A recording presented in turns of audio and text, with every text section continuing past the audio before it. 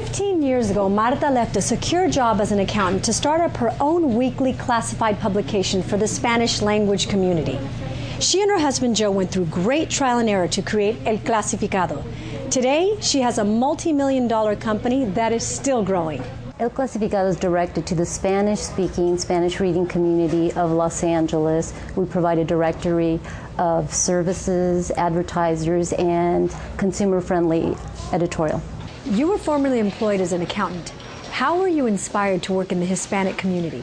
It's funny, it's something I never expected, and when I was a CPA at Arthur Young, I started doing due diligence on acquisitions of companies in the Hispanic market and started realizing it was growing. One of my clients was La Opinion, and I thought maybe it would be interesting to go work over there, and they offered me a position, and I went.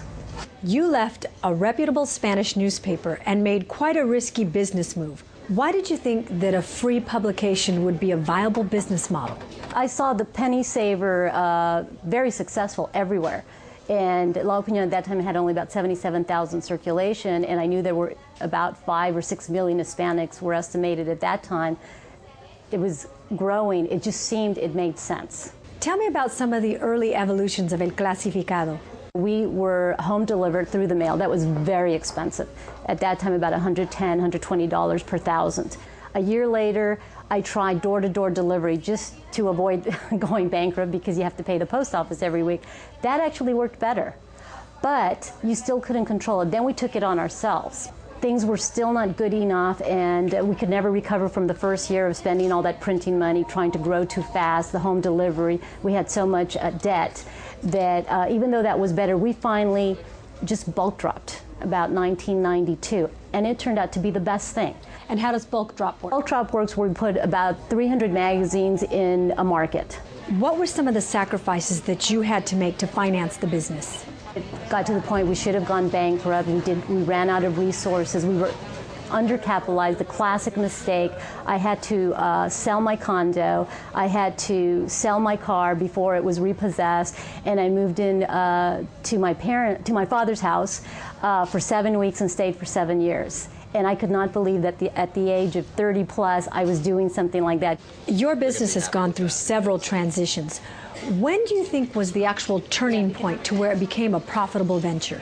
It started turning at the point that we started going bulk drop, and my husband started seeing, wow, this is starting to work, and he took over the distribution and he computerized it. He actually started going out and watching people take the magazines to measure what the accurate pickup rate should be. We used to have 20% returns. That was a real waste. The printer was making a lot of money from that at our expense because we didn't manage our distribution right. He took it over, and then we put street racks. We started with about 10, and now we have over 1,000, and that made us different than everyone else. Another turning point was we started hiring students from high school, and that was a big turning point for us because a lot of our employees were older, didn't want to learn how to use a computer, and our company was never growing. Once we started hiring these kids, they started helping us to be able to accomplish the ideas that we had for the future and really put into place.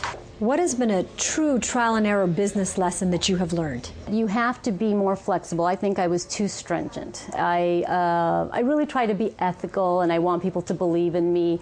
And it's hard for me to say, you know, I was wrong when I said this is what we were going to do, and that's how we were going to make money, that we were going to be at 200,000 circulation, and that we were going to be only home delivery. That was a mistake. I wrote a business plan, and what I tell other people, you know, you have to reevaluate it and modify it, and it's okay to say you're wrong.